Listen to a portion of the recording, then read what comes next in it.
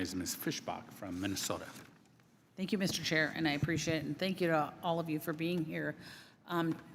This is critical stuff, and I think it was Mr. Arrington mentioned agriculture, and maybe even Mr. Estes had mentioned it. And I'm from a heavy ag district, and so it's a critical export for us. And one of the things, I think that it was Mr. Estes that just kind of glanced on the pork issue.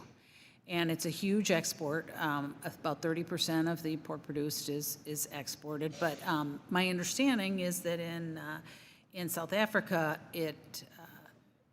the U.S.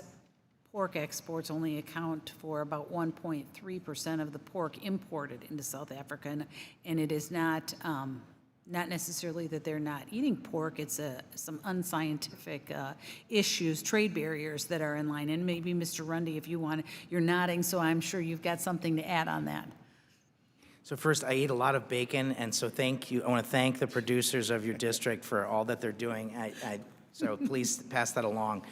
I think President Obama had similar concerns about pork in South Africa, and I do think that the pork producers in the United States should be emphasizing the job losses in the United States to these unscientific, unjustified sanitary and phytosanitary barriers.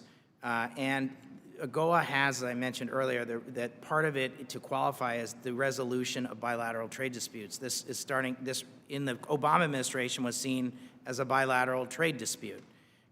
So I do think that it certainly falls in that category. And then I also think AGOA has provisions to require that these barriers, these unjustified sanitary and phytosanitary barriers, be addressed.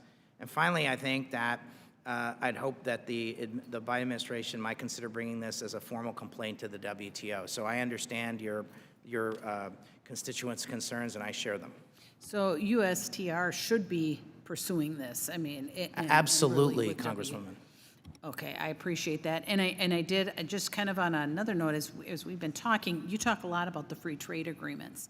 And unfortunately, they're not pursuing them. The Biden administration is not pursuing them right now, and it's very disappointing, not only for ag, but a lot of other industries that are not able to take advantage of those. And as a matter of fact, I was in Ecuador with Chairman Jason Smith on a visit there, and we see China moving in, and we're not pursuing those free trade agreements, and so we're going to really lose out on a lot of what's going on.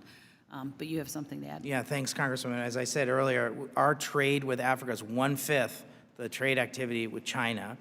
In Ecuador, we have pro-American president. There's going to be an election coming up. They had to sign a free trade agreement with China. They really would like to sign one with us. They've been knocking on our door. We're not showing up for them. I think the IDEA Act is okay as a halfway house. I'd like us to have a full free trade agreement with Ecuador. So I agree with you, Congresswoman, and so I think part of it is we can't fight something with nothing. So what's our something? Yeah, and I absolutely agree, and we really should be pursuing those. And maybe if anybody has anything else to add about maybe ag trade, I mean, I would appreciate any kind of, or any of, nope. Okay, well, I will yield back, but I do appreciate you being here, and it is a huge concern, not only ag trade, but free trade.